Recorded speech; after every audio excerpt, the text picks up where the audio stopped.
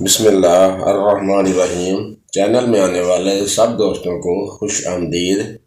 Channel میں آنے والے سب دوستوں سے ایک گزارش ہے کہ ایک بار درود پاک پڑھ لیں، چینل کو سبسکرائب لازمی کر لیں۔ ہماری تاریخ میں بہت بڑا خوبصورت نام عبداللہ بن زید کا ہے۔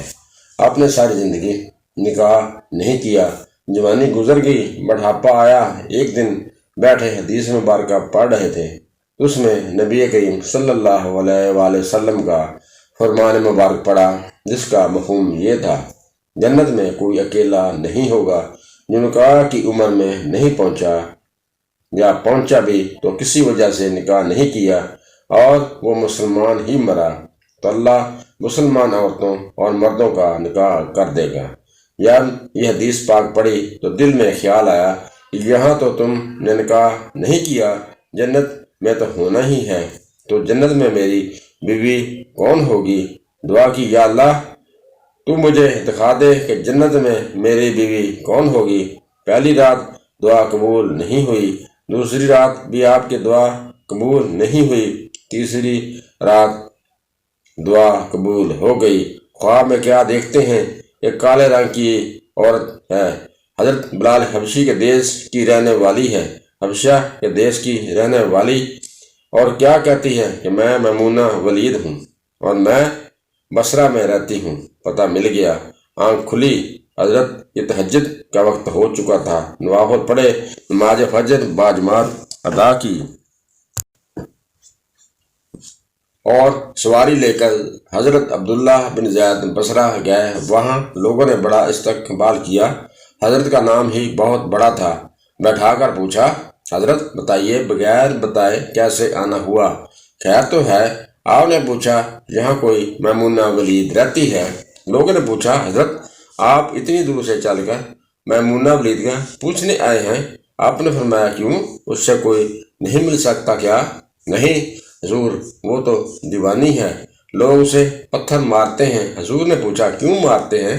حضور، کام ہی ایسے کرتی ہے، کوئی رو رہا ہو تو اسے دیکھ کر ہنسنے لگتی ہے، اور کوئی ہنس رہا ہو تو اسے دیکھ کر رونا شروع کر دیتی ہے، اور وہ اجرت پر بکریاں لے کر چراتی ہے۔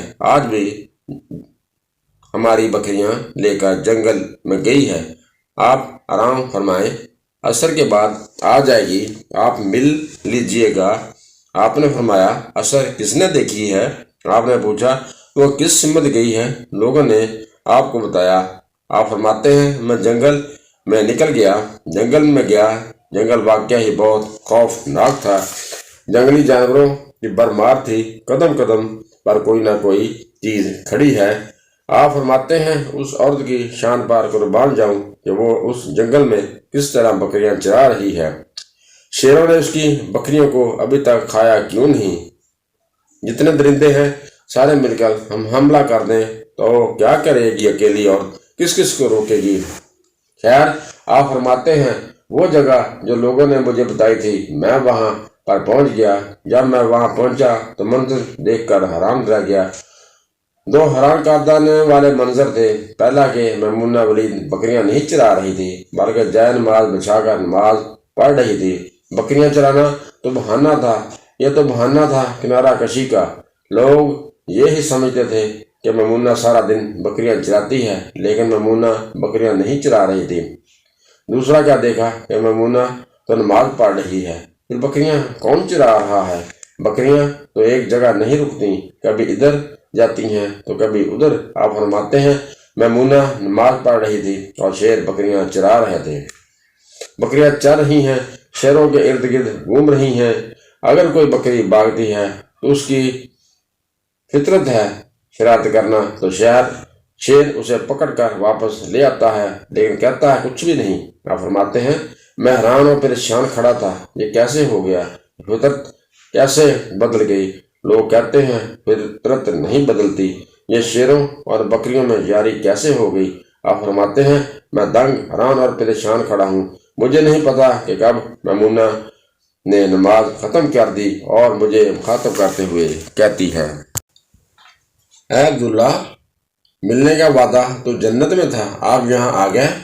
آپ فرماتے ہیں، میں حیران رہ گیا، اس سے پہلے تو آپ سے کبھی ملاقات نہیں ہوئی تھی، تو میمونہ ولید کو میرا نام کیسے پتہ چلا؟ فرماتے ہیں میں نے حضرت میمونہ سے سوال کیا، اس سے پہلے ہم نے ملاقات نہیں کی تو آپ کو میرا نام کیسے پتہ چلا؟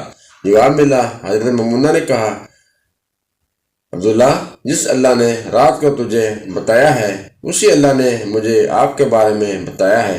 آپ فرماتے ہیں جس چیز نے مجھے سب سے زیادہ حیران کیا وہ یہ تھا کہ یہ فطرت کیسے بدلی۔ میں نے حضرت میمونہ ولید سے پوچھا، آپ یہ تو بتاؤ یہ شیروں نے بکریوں کے ساتھ یاری کیسے کر لی؟ یہ تو غذا ہے ان کی، اگر شیر بکریوں کے ساتھ یاری کرے گا تو کھائے گا کیا؟ یہ معاملہ کیسے ہو گیا؟ حضرت میمونہ ولید فرماتی ہیں جب سے میں نے اللہ سے صلح کر لی ہے اس دن سے ان شیروں نے میری بکریوں کے ساتھ صلح کر لی ہے۔ محترم عزیز ساتھیوں، آپ سب بھی صلح کر لیں، یاری لگا لیں، کہیں دیر نہ ہو جائے، رب کے ساتھ اپنا تعلق مضبوط کر لیں۔ کتنے سال گزر گئے ہم نے کوئی اللہ کی بات مانی نہیں، لیکن وہ کھلا بھی رہا ہے، پلا بھی رہا ہے اور دکھا بھی رہا ہے۔ ہمارے مال دیکھیے، ہمارے کام دیکھیے، ہماری روزمرہ زندگی میں ہمارے مال دیکھیے، ہم کون کون سے گناہ نہیں کرتے، لیکن اللہ پاک ہمارے گناہ چھپا کر ہمیں رزق بھی دیتا ہے، معاشرے میں ہماری عزت بھی ہے، لوگ ہمارا احترام بھی کرتے ہیں۔ اگر ہمارے مال کے مطابق اللہ تعالیٰ ہمیں دیتا تو آپ سوچئے ہمارا انجام کیا ہوتا، ہماری عزت کیا ہوتی، ہمارا وقار کیا ہوتا۔